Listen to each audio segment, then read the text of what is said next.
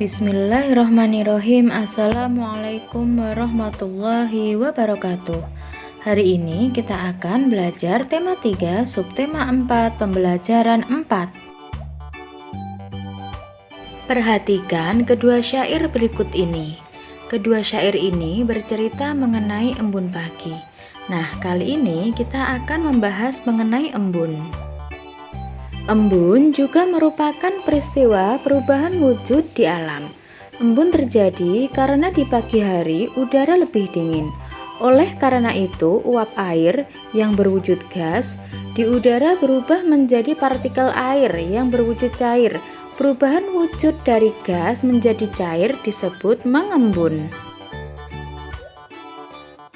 Setiap pukul 6 pagi, kala embun masih membasahi dedaunan, Bapak penjaga SD Nusantara sudah sampai di sekolah. SD Nusantara adalah tempat di mana Siti dan teman-teman belajar. Tugas penjaga sekolah adalah menjaga kebersihan sekolah, seperti membersihkan halaman sekolah, agar halaman bersih dan siap digunakan siswa untuk belajar. Apakah menjaga kebersihan hanya tugas penjaga sekolah? Tentu tidak ya. Jadi semua warga sekolah itu bertanggung jawab terhadap kebersihan. Makanya kalau di kelas ada regu piket. Semua warga sekolah harus bersatu menjaga kebersihan. Bismillahirrahmanirrahim. Selanjutnya akan kita lanjutkan ke tema 3, subtema 4, pembelajaran 5. Proses terjadinya hujan. Pernahkah kamu memperhatikan terjadinya hujan? Hujan terjadi karena adanya perubahan wujud. Sebagian permukaan bumi berisi air. Ada sungai, danau, kolam, dan lautan yang terisi air. Air di permukaan bumi menguap terkena panas matahari. Uap air akan berubah menjadi awan. Awan akan mengembun menjadi titik-titik air. Kemudian titik-titik air jatuh ke bumi. Itulah yang dikenal sebagai hujan.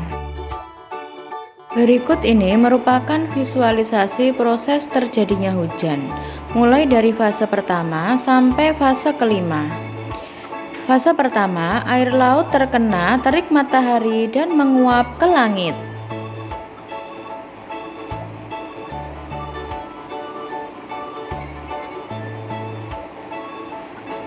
Fase kedua, uap berkumpul semakin besar sehingga menjadi awan.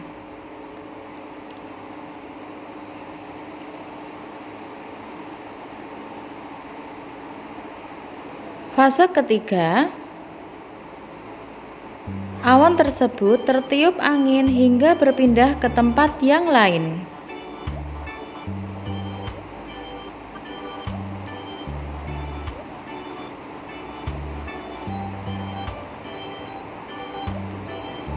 Fase yang keempat,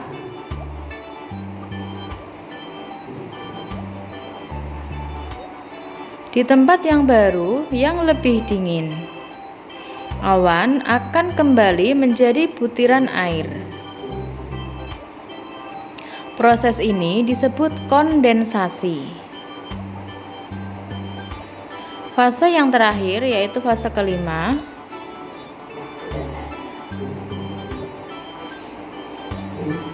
kemudian butiran air tersebut jatuh menjadi hujan.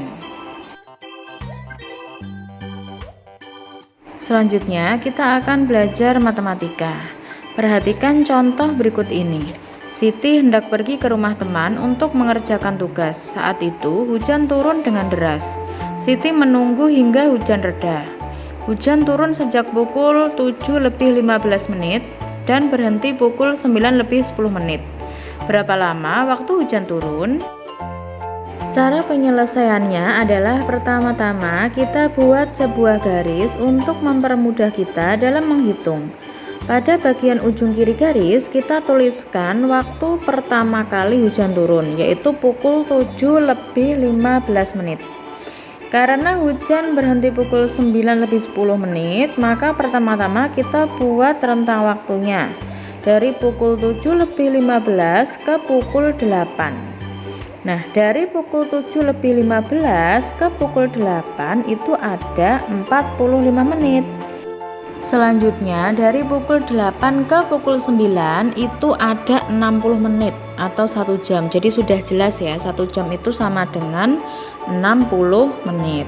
Nah, yang terakhir, hujan tadi itu berhenti pukul 9:10 menit. Berarti dari pukul 9 ke pukul 9:10 menit itu ada 10 menit. Jadi kalau disimpulkan 45 menit ditambah 1 jam ditambah 10 menit itu sama dengan 1 jam lebih 55 menit. Jadi hujan turun selama 1 jam lebih 55 menit. Contoh selanjutnya, Udin pergi ke sekolah diantar ayah. Udin berangkat dari rumah pukul 6:25 menit. Perjalanan dari rumah ke sekolah membutuhkan waktu 30 menit. Pukul berapa Udin sampai di sekolah? Caranya cukup mudah ya, tinggal kalian jumlahkan menit dengan menit. Jadi Udin tadi kan berangkat 6:25 menit. Nah, yang 25 itu kita jumlahkan dengan lama perjalanan ke sekolah, yaitu 30 menit. Jadi 25 ditambah 30 sama dengan 55 menit. Jadi Udin sampai di sekolah pukul 6:55 menit. Untuk tugas kali ini ada 2 jenis tugas. Yang pertama, kalian menggambar proses terjadinya hujan pada buku gambar dan diberi penjelasan mulai dari fase pertama sampai fase terakhir. Kalian bisa mencontohnya pada buku paket halaman 208. Untuk tugas kedua, kalian mengerjakan soal matematika halaman 221 pada buku tulis.